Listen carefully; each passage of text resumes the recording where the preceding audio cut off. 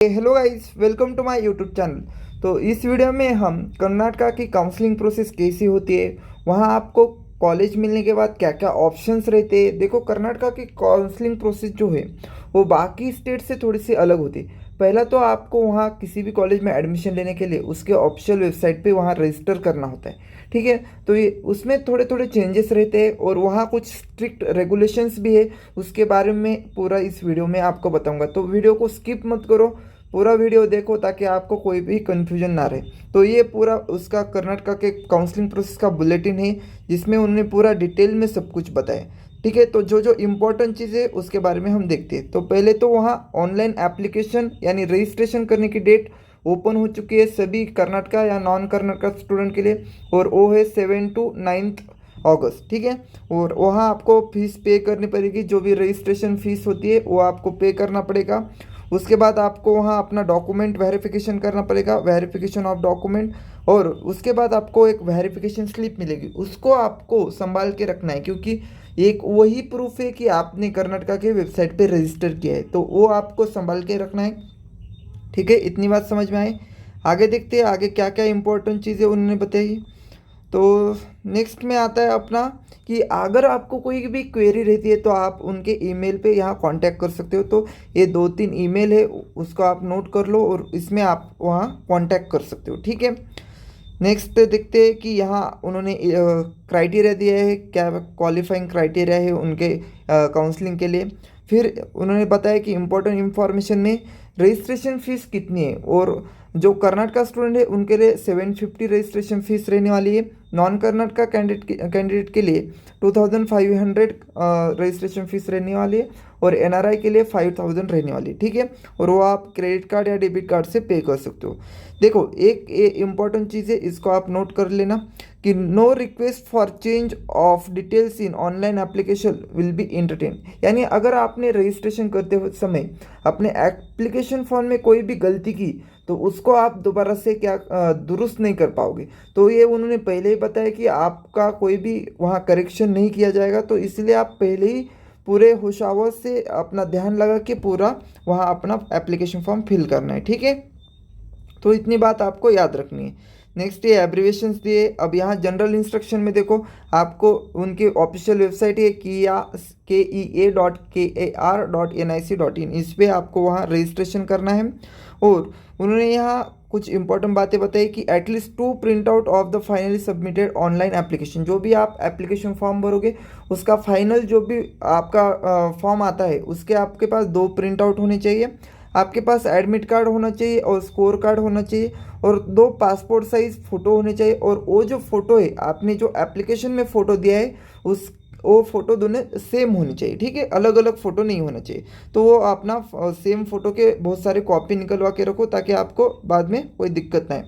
अब उन्होंने बताया कि वन टाइम ऑप्शन एंट्री यानी जब भी आप वहाँ काउंसलिंग करते समय ऑप्शंस आपको फिल करने होते हैं, तो ऑप्शन यानी कॉलेज के नेम आपको वहाँ एक ऑर्डर में फिल करने होते हैं। आपकी वहाँ एक पूरी लिस्ट आपके पास होनी चाहिए कि कौन सा कॉलेज ऊपर डालना है, कौन सा कॉलेज नीचे डालना है। तो आपको एक ही बार वो ऑप्शन फिलिंग का आपको समय मिलेगा, आप एक ही बार वहाँ ऑप्शन फिल कर सकते हैं।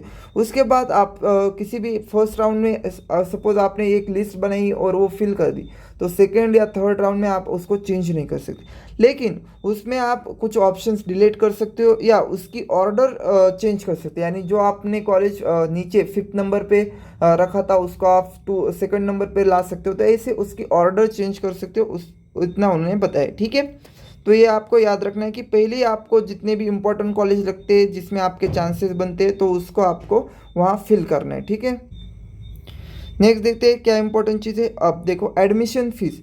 तो जो भी फीस स्ट्रक्चर है, एक बार आपको कॉलेज मिला तो आपको क्या है, उस कॉलेज के बारे में कितना, आप उस कॉलेज में कितनी फ़ीस रहती है उसके बारे में आपको मालूम होना चाहिए।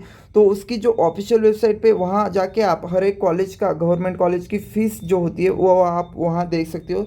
उसके अलावा आपने जो भी बॉन्ड है या आरटीजीएस करना है तो वो आप अपना बना सकते हो। ठीक है, नेक्स्ट देखते हैं क्या इंपॉर्टेंट इंफॉर्मेशन उन्होंने दिए। तो ये कुछ आपके काम का नहीं है, जो भी काम का है वो मैं आपको बता रहा हूँ।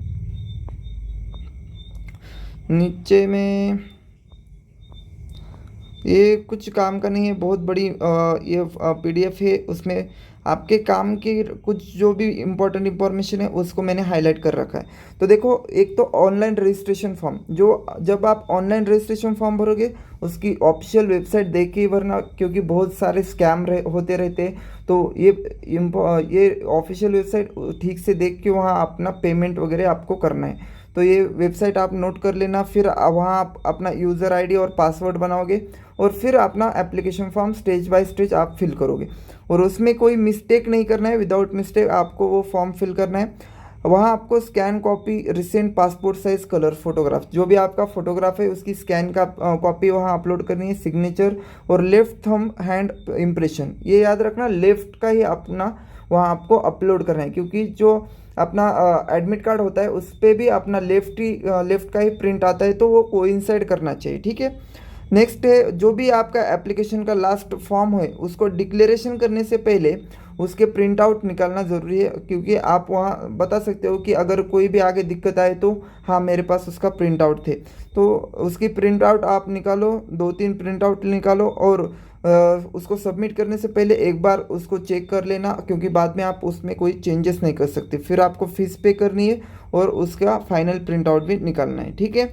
नेक्स्ट है कि जो भी कर्नाटका के स्टूडेंट है उनको अपने डॉक्यूमेंट्स वहाँ वेरीफाई करने हैं। जिन्होंने भी वहाँ वेबसाइट पे रजिस्टर किया है उनको अपने डॉक्यूमेंट्स भी वेरीफाई करवाने हैं। ठीक है।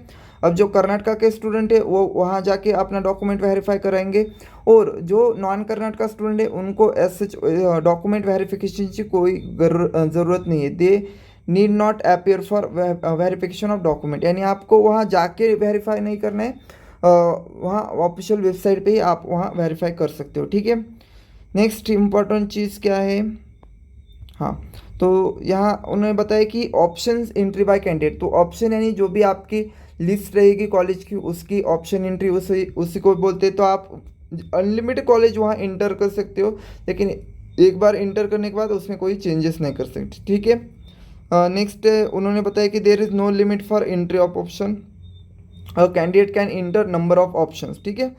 और वन टाइम ऑप्शन एंट्री, यानी फर्स्ट राउंड में ही आपको ऑप्शन एंट्री करने को मिलेगी, उसके बाद आप उसमें कोई चेंजेस नहीं कर सकते हो, लेकिन वहाँ डिलीट और रीऑर्डर उसको करने का ऑप्शन आपको मिलेगा। ठीक है। नेक्स्ट इम्पॉर्टेंट चीज़ क्या है, हाँ, तो कितने राउंड होने वाले हैं, तो वहाँ काउंसलिंग में first round, second round, mop up और स्ट्रे वैकेंसी राउंड। अगर सीट खाली रहती है तो वो हो जाएगा। ठीक है। नेक्स्ट है फेज ऑफ अलॉटमेंट। तो अलॉटमेंट कैसी होती है, जो भी गवर्नमेंट सीट है उसकी अलॉटमेंट देखो, पहले पर्सन विद डिसेबिलिटी यानी जिसके पास पीडब्ल्यूडी सर्टिफिकेट होता है उसकी पहले अलॉटमेंट होगी, फिर एनसीसी कैंडिडेट की होगी और स्पोर्ट कैंडिडेट की होगी। ये सीक्वेंस रहता है अलॉटमेंट का। ठीक है। फिर कास्ट वाइज भी होता है। नेक्स्ट क्या है, पोस्ट सीट अलॉटमेंट प्रोसीजर। एक बार आपको सीट मिल गई उसके बाद इंपॉर्टेंट चीज़ आती है कि आपके पास चॉइसेस होते हैं, और यही डिफरेंट करता है कर्नाटका की counselling as compare to other state, कि यहाँ आपको वो चॉइसेस देते। तो क्या क्या चॉइसेस होते हैं, चॉइस 1 होता है कि आपको जो भी सीट मिले उससे आप satisfied with the allotted seat and willing to report the allotted college, और वही आपको कॉलेज चाहिए, ये आप वहाँ चॉइस 1 में बताते हो। और I should not consider further allotment seat, यानी आप फर्दर राउंड में पार्टिसिपेट नहीं करना चाहते, बस इतना ही मतलब है। और उसके बाद आपको क्या करना है, उस जो भी आपको सीट मिली है उसकी फ़ीस पे करनी है, ऑनलाइन ही पे करनी है। ई चालान कहते हैं उसको, आरटीजीएस आपको करना है, वो भी के ऑफिशियल वेबसाइट पे। ठीक है। और उसकी जो ओरिजिनल डॉक्यूमेंट है वो भी वहाँ आपको डिपॉजिट करने हैं, वहाँ सबमिट करने हैं ओरिजिनल डॉक्यूमेंट, और वहाँ से आपको क्या करना है, एक प्रिंट आउट निकालना है और वो कॉलेज में जाके सबमिट करना है। और फिर जो आपको ज्वाइनिंग मिल गई, फिर वो ज्वाइनिंग के बारे में भी आपको ऑफिशियल वेबसाइट पे जाके बताना है कि मैंने ज्वाइन किया है। ठीक है। नेक्स्ट चॉइस 2 रहती है कि आपको जो भी कॉलेज मिला है उससे आप सेटिस्फाई हो, लेकिन आप से नेक्स्ट राउंड में जाना भी चाहते हो, यानी आपको लगता है कि उससे अच्छी सीट आपको मिल सकती है, तो वो भी सीट आप अपने लिए रिजर्व रख सकते हो और आगे भी पार्टिसिपेट कर सकते हो। उसके लिए आपको क्या करना है, जो भी आपको सीट मिली है उसका फीस पे करना है आपको, और फिर नेक्स्ट राउंड में आपको जाना है। ठीक है। अगर आपको वहाँ हायर ऑप्शंस मिलता है तो आपकी जो भी पहले वाली सीट थी वो कैंसिल हो जाएगी और आप ऑटोमेटिकली वहाँ अपग्रेडेड सीट में जाओगे। अगर वहाँ आपको अच्छी सीट नहीं मिलती तो आपका जो भी पहले का सीट था वो आपका रह जाएगा। ठीक है। चॉइस 3 ये होती है कि I am not satisfied with the allotted seat, और आपको क्या करना है, नेक्स्ट राउंड में पार्टिसिपेट करना है। तो वहाँ आपको जो भी काउशन डिपॉजिट होता है यानी सिक्योरिटी फीस होती है वो आपको भरनी है, नेक्स्ट राउंड में पार्टिसिपेट करनी है। और चॉइस 4 होती है कि आपको जो भी सीट मिली है और जो भी काउंसलिंग है कर्नाटक की उससे आप सेटिस्फाई नहीं हो और आपको किसी और काउंसलिंग से वहाँ आपको सीट मिले, यानी अगर कर्नाटक की काउंसलिंग कर रहे हो और साथ ही में आप किसी और स्टेट की कर रहे हो और वहाँ सीट मिली है तो वहाँ आप चॉइस 4 वहाँ सेलेक्ट कर सकते हो और वहाँ क्या कर सकते हो, आप राउंड से बाहर हो सकते हो, I am quitting the round. ठीक है, ये याद रखना है। नेक्स्ट क्या है, आपको candidate has to pay caution deposit to become eligible to participate in second round. आपको फर्स्ट राउंड से सेकंड राउंड में जाने के लिए वहाँ सिक्योरिटी फीस डिपॉजिट करनी होती है। ठीक है, फिर ये कुछ आपके इंपॉर्टेंट की चीज़ स्पेशल नोट में देखो, seat will be cancel in respect of candidate who exercise to choice 2 and fail to make the payment.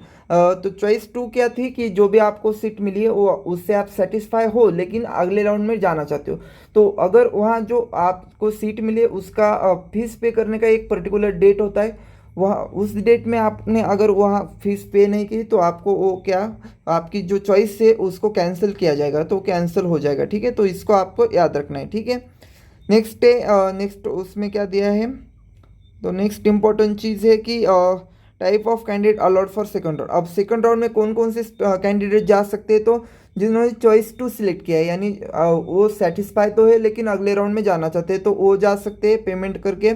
फिर चॉइस 3 वाले यानी उनको सेटिस्फाई नहीं है अपने चॉइसिंग से, उनको कोई भी सीट नहीं मिले तो वो जा सकते, और not allowed any seat in first round, जिनको कोई भी सीट नहीं मिली वो एक जा सकते हैं। ठीक है, तो ये कुछ इम्पोर्टेंट बातें थी जो कि आपको मालूम होना बहुत ही इम्पोर्टेंट था, क्योंकि यहाँ आप मिस्टेक कर सकते हो और वो मिस्टेक्स मैंने आपको बताई, तो इतना यह सब याद रखना। बाकी कोई इंपॉर्टेंट चीज़ नहीं है पूरे इस ब्रोशर में, इतना ही इंपॉर्टेंट था। अगर वीडियो अच्छा लगे तो वीडियो को लाइक करो और चैनल को सब्सक्राइब करो ताकि ऐसी अपडेट आप तक पहुँचती रहे। Thank you.